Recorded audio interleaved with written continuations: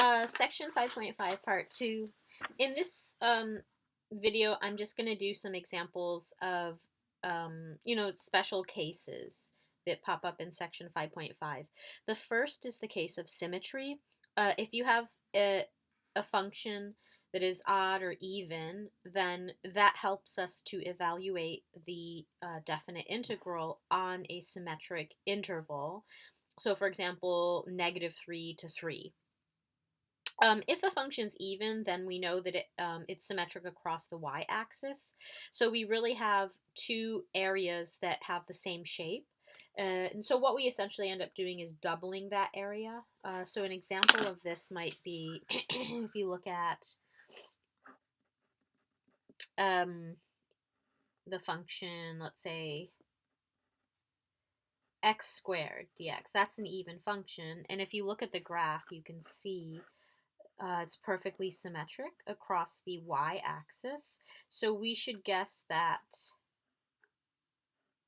the area from -2 to 2 is just going to be twice the area, right?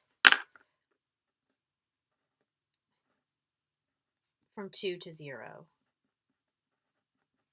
And that's all this is really saying. My favorite case, though, is the odd case because that's even easier to compute. So if you have a function, classic example is 2 to -2, the cubic function, this is just equal to 0. And if you look at the graph, you can see why this happens, right? Because now I have that these regions have symmetry, but this region makes a positive contribution. This region makes a negative contribution to the definite integral, and so they kind of cancel each other out there.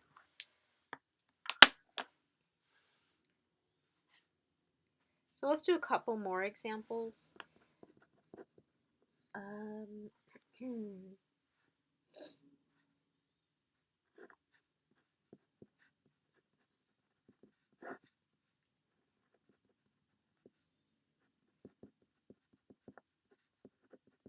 Okay, so here's a function, and when I first look at it, it doesn't look very familiar. It doesn't look like substitution would work. However, I take a look at the function inside of here. So this is f of x equal tangent x over 8x to the 8th. And I note that if I plug in opposite of x, I get tangent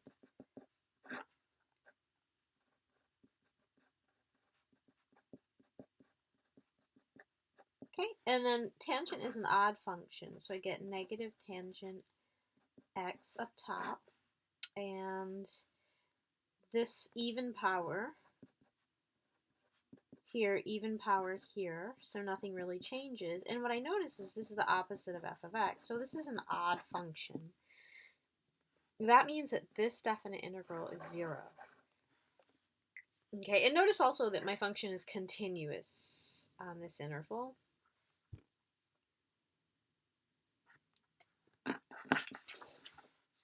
Okay.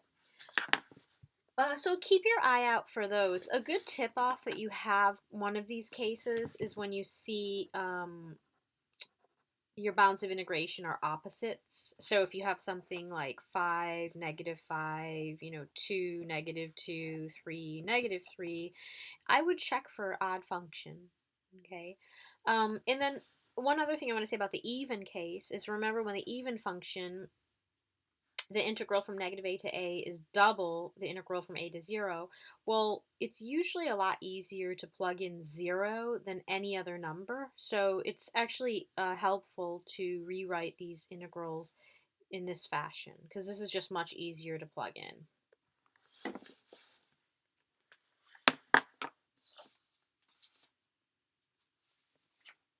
Okay, so another thing I want to mention about integration is we're going to see more trig identities.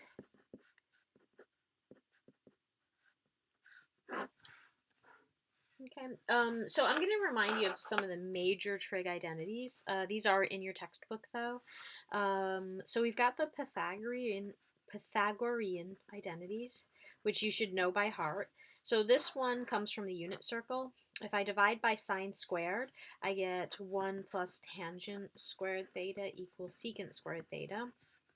And if I divide this guy by cosine squared, I get 1 plus cotangent squared theta equal cosecant squared theta. So these Pythagorean identities come up everywhere. I also have this identity comes up quite a bit. And let me just write a couple more.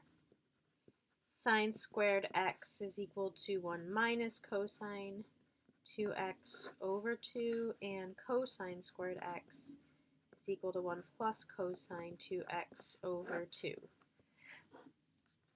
Okay, so I have my double angle, half angle, all those identities. Here's another one, actually. Let me give you cosine 2x is equal to cosine squared x minus sine squared 2x. Now, my recommendation is that you have these memorized because these come up so much. These really need to be memorized. So let me give you an example of how they can be useful.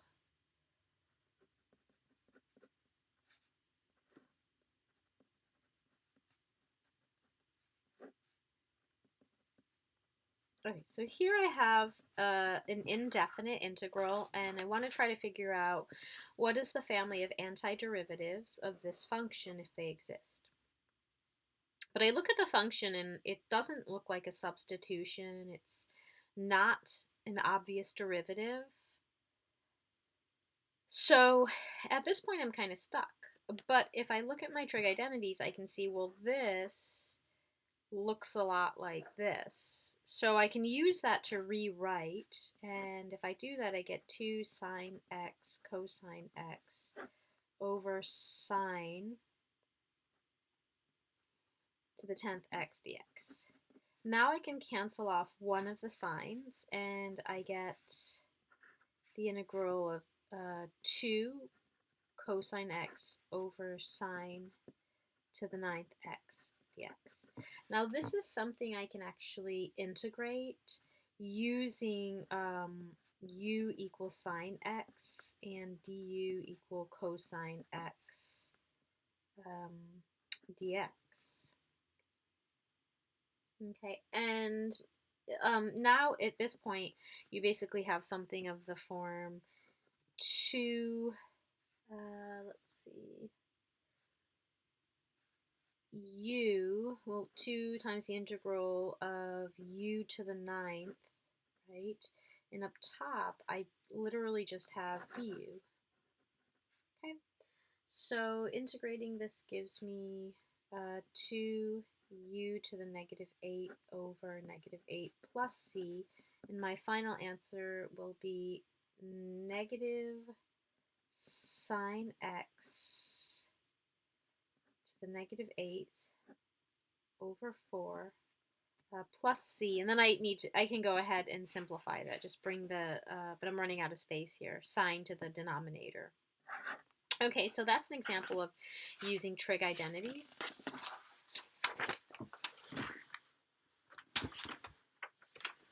Okay, so let me do maybe one more.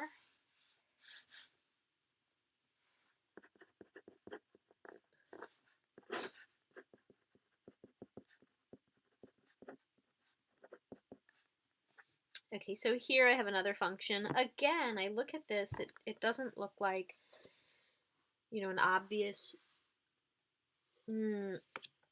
derivative. Substitution's not going to work.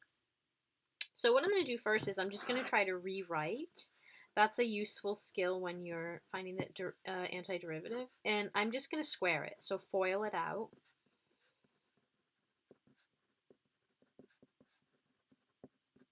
And I get this. Okay, now the thing I notice is from the Pythagorean identity, sorry, this is sine squared x. I know that cosine squared x plus sine squared x is equal to 1. And I know that this is equal to sine of 2x, right? So I can rewrite this integral in terms of, or so this one I could actually just leave the way it is, but I can rewrite this as 1 plus 2 cosine x sine x dx. And then I can do a u substitution on this guy. I could rewrite it as sine of 2x, or I could do a u substitution and I could rewrite it as, or let u be equal to sine x, du is cosine x dx, etc. So I could rewrite this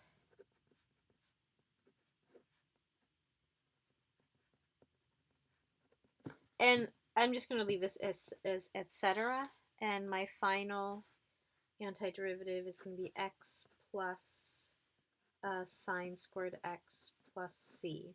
Okay, and you can fill in the steps, but the basic idea is I used a trig identity here to turn this into something I can integrate.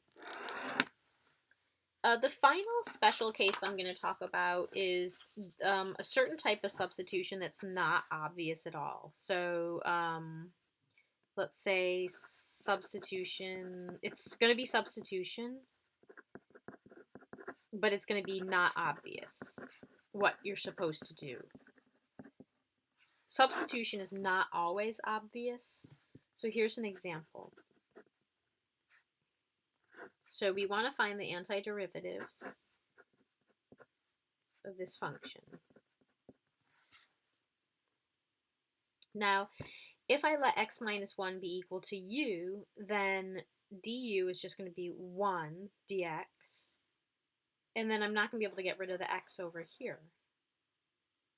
Okay. So I'm going to have to do, think about how to get rid of this x if I do choose to do that. So let's just try that and see what happens. So I choose this to be my inside function, and du is just dx. The problem is I can substitute this guy. So let's see what we have so far. So then I would have an x here, which there's nothing I can do in the usual sense. I would have root u, and then in du. So I have to think about how to get rid of the x, but what I notice is, well, why not just solve this for x? So that here I have u plus 1 is equal to x, and then I'm going to substitute that in for this x. So I end up with the integral of u plus 1 times root u du, which is just equal to u to the 3/2 plus u to the 1/2. I'm just distributing du. Okay. And then I can go back and I can say, okay, this is u to the 5/2. The integral of this guy is u to the 3/2 times 2/3. And then I'm going to go back and substitute my original function for u. So this becomes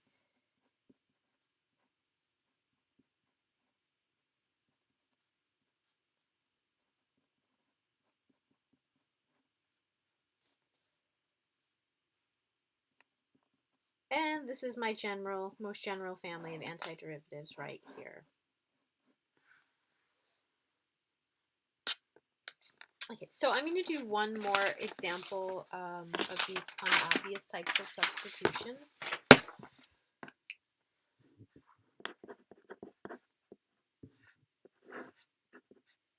It's going to have the same idea, though. They don't always look like this, but... So in this case, you look at the, if you're thinking about how to find the antiderivative, you might think to rewrite it, but I don't want to raise this to the 100th power, so I really need to leave that like this. And I'm going to do what we did in the last example. I'm going to let u be equal to x plus 2, so du is dx. That allows me to rewrite the integral as x times u to the 100th power times du. And my only issue here is really just this x, but u minus 2 is equal to x, so I can rewrite this.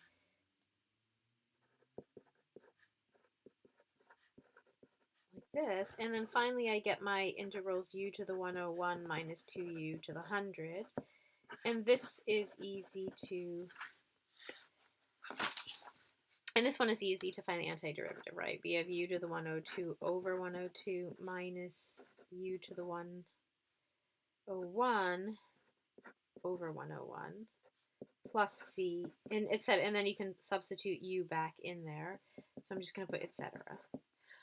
Okay, so same idea. So the main idea here is that we're using a substitution in this case to turn this into a monomial and then turn this into the binomial. And that's what our substitution is really doing, because it's a lot much easier to take the 100th power of a monomial than it is to take the 100th power of a binomial. So really our substitution is just shifting us over.